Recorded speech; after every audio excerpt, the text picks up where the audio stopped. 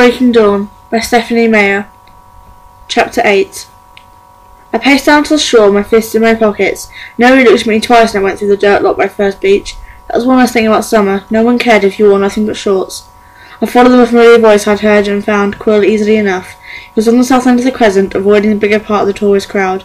He kept up a constant stream of warnings. Keep out of the water, Claire. Come on. No, don't. Oh, nice, kid. Seriously, do you want Emily to yell at me? I'm not bringing you back to the beach again if you don't. Oh, yeah? Don't. You think that's funny, do you? Ha! Who's laughing now, huh? He had the giggling toddler by the ankle when I reached him.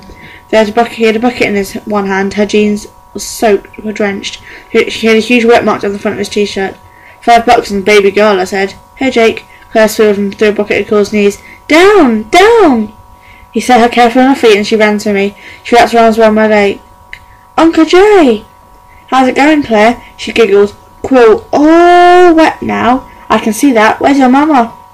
Gone, gone, gone, Claire sang. Queer play with Quill all day. Queer never going home.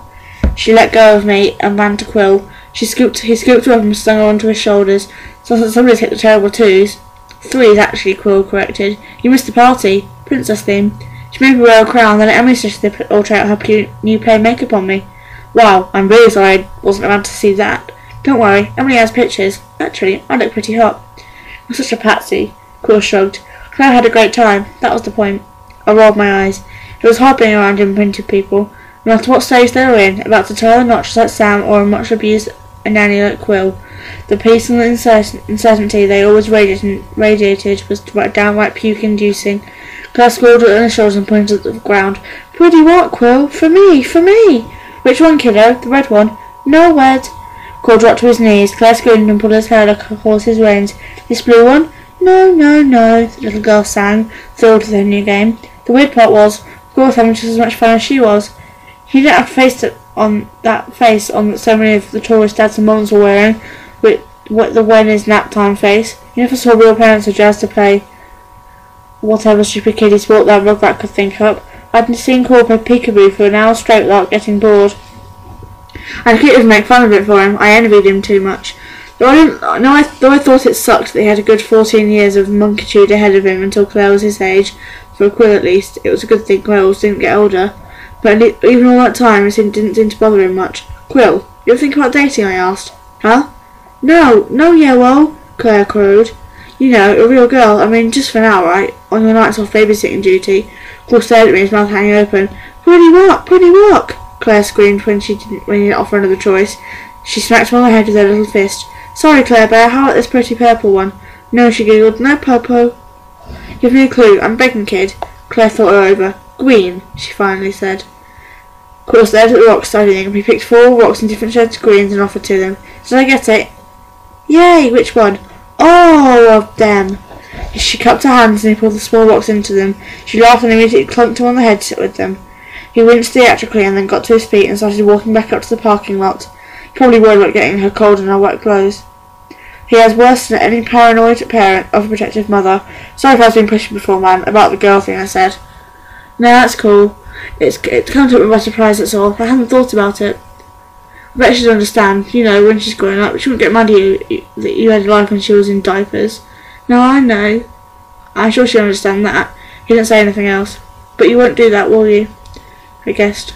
I can't see it, he said in a low voice. I can't imagine. I just don't see anyone in that way. I don't notice girls anymore, you know. I don't see their faces. Put that together with the tiara makeup and maybe Claire will have a different kind of competition to worry about. Quill laughed and made kissing noises at me. You available this Friday, Jacob? You wish, I said. I made a face. Yeah, I guess I am, though. He hesitated a second and then said, You ever think about dating? I sighed. Guess I'll open myself up for that one. You know, Jake, maybe you should think about getting a life. He didn't say it like a joke. His voice was sympathetic. That made it worse.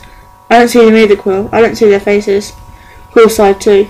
Far away, too low for anyone but just us to hear over the waves, a howl rose out the forest. Dang, that sound, Quill said. His hands flew up to touch Claire's, just making sure she was still there. I still don't know where her mum's at. I'll see what it is. If we need you, I'll let you know. I raced through the woods. They came out all slowed together. Hey, why don't you take up to Clearwater? Sue and Billy can keep an eye on her if they need to. They don't want to know what's going on anyway. Okay, get out of there, Jake. I took off running, not for the dirt path through the weedy hedge, which is the shortest line towards the forest. I hurdled for the first time a line of driftwood and then ripped my way through the briars, still running. I felt the little tears as the thorns cut into my skin, but I ignored them. Their sting would be healed before I made the trees. I cut behind the stone and store and darted across the highway. Somebody honked at me. Once in the safety of the trees, I ran faster, taking longer strides. People would stare if I was out in the open. Normal people couldn't run like this. Sometimes I thought it might be fun to enter a race, like the Olympic trials or something. It would be cool to watch the expressions on those stars' athletes' faces when I blew by them. And I was pretty sure the testing I did to make sure you weren't on steroids would probably turn up some really freaky crap in my blood. As soon as I was in the tree forest, unbound by roads or houses, I skidded to a stop and kicked my shorts off.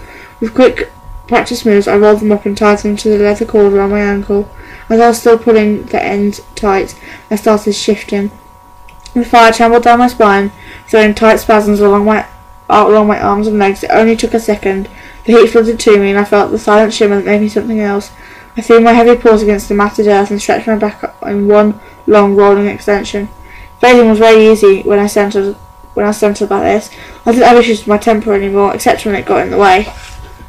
For 1/2 second, I remembered the awful moment of the unspeakable joke of a wedding. I'd been so insane with fury that I couldn't make my body work right. I'd been trapped, shaking and burning, and I wanted to make the change and kill the monster just 3 feet away from me. It had been so confusing, dying to kill him, afraid to hurt her, my friends were in the way, and then when I was finally able to take the form I wanted, the order from my leader, the edict from the Alpha. It was just being cruel that there was a night without Sam. Would I be able to kill the murderer then? I hated it when Sam laid down the law like that. I hated the feeling of having no choice, of having to obey. And then I was conscious of an audience. I was not alone in my thoughts.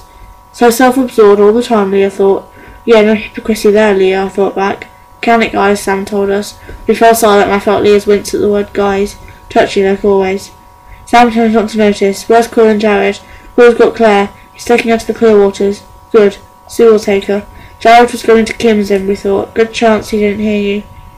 There was a low grumble through the pack. I moaned along with them. When Jared finally showed up, no doubt he'd be thinking about Kim. And nobody wanted to replay what they were up to right now. Sam sat back on his haunches and let another howl rip into the air. It was a signal and an order in one. The pack was gathered a few miles east of where I was. I loped through the thick forest towards them. Leah, Embry and Paul were all working towards them too. Leah was close. Soon I would hear her footfalls not far into the woods. We continued in a parallel line, choosing not to run together. Well, we're not waiting all day for him. He'll just have to catch up later. Sup, boss? Paul wanted to know. We need to talk. Something's happened. I felt Sam's thoughts flicker to me, and not just Sam's, but Seth and Colin's and Brady's as well. Colin and Brady, the new kids, had been running patrol with Sam today, so they'd know whatever he knew. I didn't know why Seth was already out here, and didn't know. It wasn't his turn. Seth, tell him what you heard. I sped up, wanting to be there. I heard Leah move faster too. She hated being outrun. Being the fastest was the only edge she claimed. Playing this moron, she hissed, and she really kicked it into gear. I dug my nose into the loam and shot myself forward. Sam didn't seem to be put with our usual crap. Jake, Leah, give it a rest. Neither of us slowed. Sam growled, but let it go. Seth? Charlie called around until he found Billy at my house. Yeah, I talked to him, Paul added.